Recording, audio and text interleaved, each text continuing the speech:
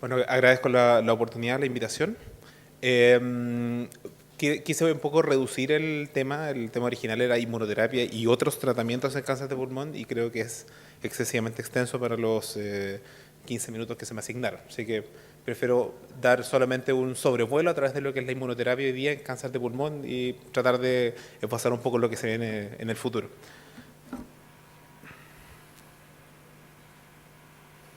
Esos son mis disclosures. Como les comentaba, ese es el itinerario de la presentación. Bueno, hay que recordar que el cáncer de pulmón actualmente corresponde a una de las neoplasias más importantes a nivel mundial, con 1,8 millones de casos nuevos al año y 1,6 millones de muertes a nivel del mundo, lo que representa casi el 20% de la mortalidad por cáncer a nivel mundial. ¿Y eso por qué? Principalmente porque los pacientes de cáncer de pulmón en su mayoría se presentan en estadios avanzados al momento del diagnóstico. Como muestra ahí ese gráfico, más o menos sobre el 50% de los pacientes se presentan en etapa 4 avanzada. Y así todo, incluso los pacientes en estadios tempranos, los pronósticos no son muy buenos. Como se muestra ahí, los pacientes en etapa 1, su sobrevida a 5 años bordea más o menos el 50%, salvo en la Clínica Santa María, donde tienen muy buenos números, por cierto. Ahora, recordando un poco y volviendo al back to basics y por qué el tema de inmunoterapia en cáncer de pulmón, es porque todos los tumores de alguna u otra forma levantan respuesta inmune, ¿ya? Las células tumorales tienen antígenos que no son antígenos propios del cuerpo humano, por tanto generan respuesta inmune, generan neoantígenos que son capaces de generar respuestas sobre inmunidad innata y inmunidad adquirida. Esta respuesta inmune puede ser detectada por células del cuerpo y por tanto generar respuestas que son capaces de atacar al tumor y en muchos casos de ellos controlarlo y eliminarlo, que es lo que pasa todos los días en todos nosotros, ¿ya?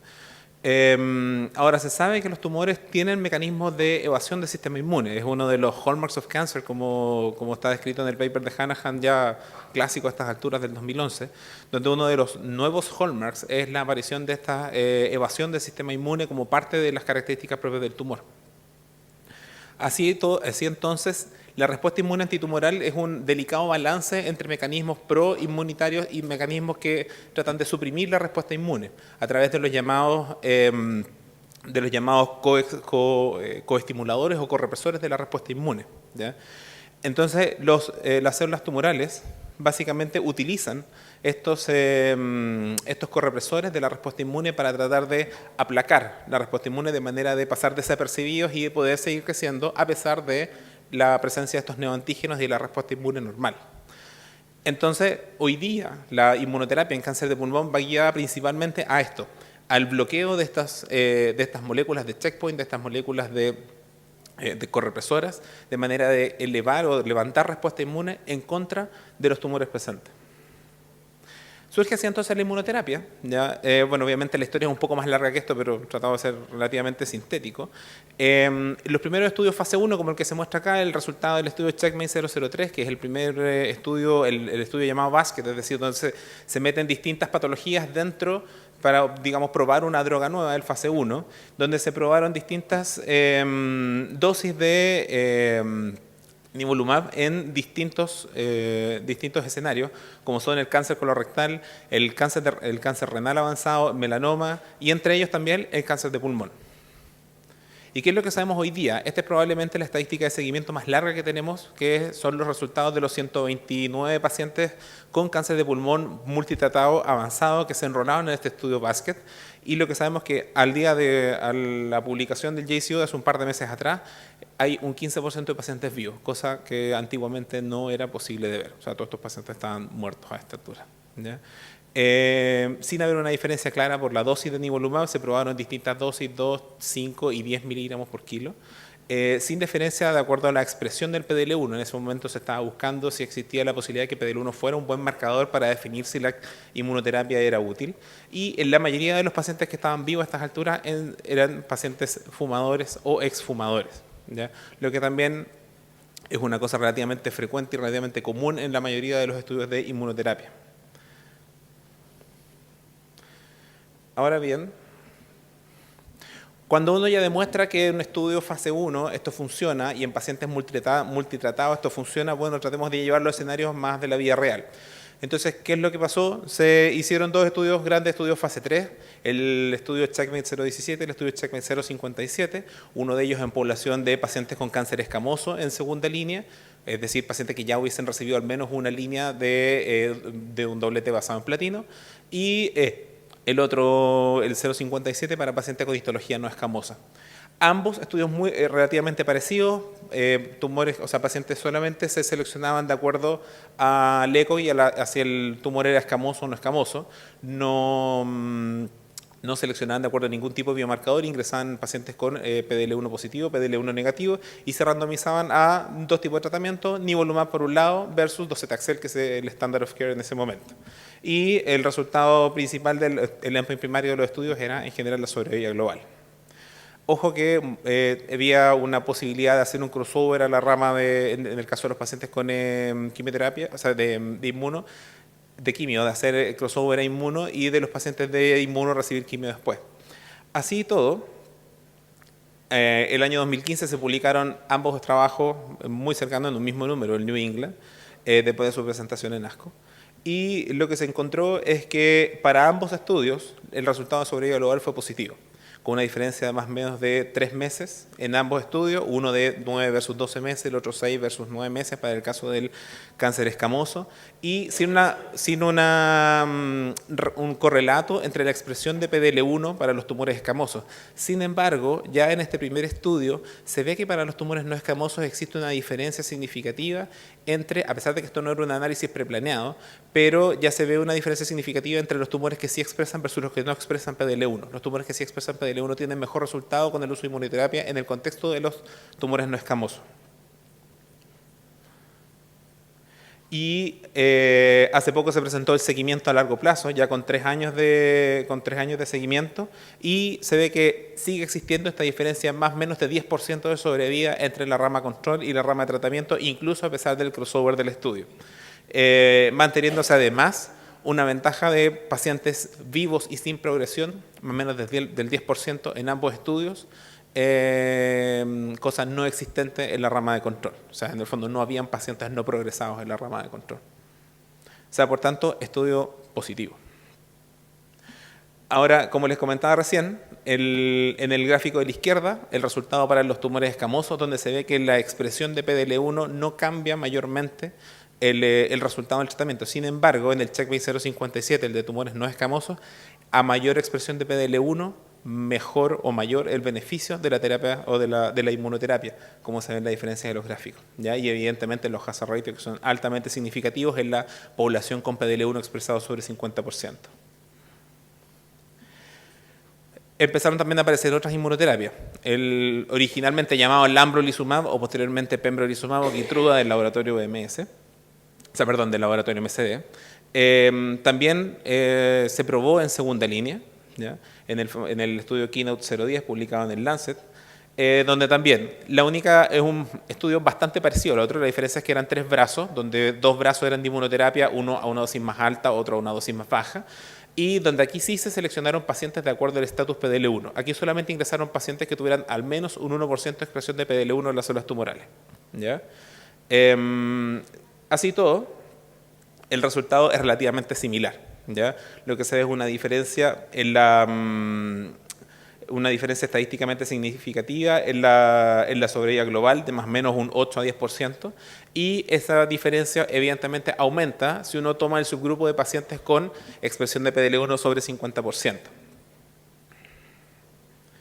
También tenemos el anticuerpo atezolizumab, en este caso un anticuerpo anti-PDL1, no anticuerpo PD1 como los que habíamos visto antes, pero que funciona de manera muy similar, ¿ya? Este Tecentriq del laboratorio Roche. Atezolizumab también se probó en un estudio de segunda línea, primero en un estudio fase 2 llamado Poplar y después en un estudio fase 3, que es el OAK, donde también demuestra un beneficio en sobrevida global más o menos de 3 a 4 meses. En general, si uno compara todos los estudios, son bastante parecidos entre sí. Y acá, al igual que en los otros estudios, se ve que los pacientes que tienen mayor expresión de PDL1 también tienen un beneficio que es mucho más significativo que los pacientes que no. En suma, esto es inmunoterapia en segunda línea. Checkmate 017, 057, Keynote 010 y OAK, todos demuestran resultados relativamente similares en diseños de estudios relativamente similares, con hazard ratios desde el punto de vista de la PFS y la OS que son más o menos parecidos. ¿Ya? Así que por tanto ya tenemos una prueba de concepto de que la inmunoterapia en segunda línea funciona bien y que estos son sus resultados. Ahora, obviamente que cuando uno ve buenos resultados en segunda línea, el siguiente paso es ver qué pasa si lo llevamos a la primera línea. Y ahí entonces vino el gran estudio publicado por REC el año 2016 en el New England, que este estudio se presentó inicialmente en ESMO y fue uno de los estudios más comentados de la ESMO del 2016, el estudio de pembrolizumab versus quimioterapia en pacientes con PDL1 sobre 50%, el que demostró ser altamente significativo, con una ventaja de la sobrevida libre de progresión de 4 meses, y a esa altura es una sobrevida global aún no alcanzada, pero que sabemos que en el seguimiento a largo plazo, esta es más o menos la diferencia. A pesar de que hubo más o menos un 60% de crossover en el estudio, los pacientes de la rama de quimio fueron más o menos un 60% a ser tratados con inmunoterapia, a pesar de eso, la diferencia de sobrevida global es abismante, 30 versus 14 meses. Ahora, en ese mismo ESMO se presentó este otro estudio, ¿ya? Que es el Checkmate 026, donde el laboratorio BMS, el laboratorio de nivolumab, intentó hacer un estudio similar en el sentido de llevar nivolumab a primera línea. Sin embargo, acá se escogieron pacientes con PDL1 sobre el 1%, no sobre el 50%. ¿Y qué es lo que pasó? Lamentablemente el estudio resultó negativo. ¿Ya? Existe además dentro de la publicación un subanálisis del grupo de pacientes sobre 50% que también es negativo. Ahora, el estudio no tenía el poder para detectar una diferencia significativa en este subgrupo no preespecificado. Así que, por tanto, no sabemos si es un problema del diseño del estudio o es un problema de la selección de pacientes realmente. Pero para efectos prácticos, el estudio es negativo. Ahora, de todas maneras, este fue el primer estudio que mostró un nuevo biomarcador, ¿ya? Que es el llamado TMB, o Tumor Mutation Burden, o la carga de mutaciones en el genoma tumoral, ¿ya? Que vamos a retomarlo después cuando veamos algunos otros estudios posteriores. Cuando se hacía este análisis, nuevamente, no un análisis preespecificado, sino que una subpoblación del estudio, se veía que efectivamente los pacientes que tenían más carga mutacional en su tumor tenían mejor respuesta a inmunoterapia que los pacientes que no.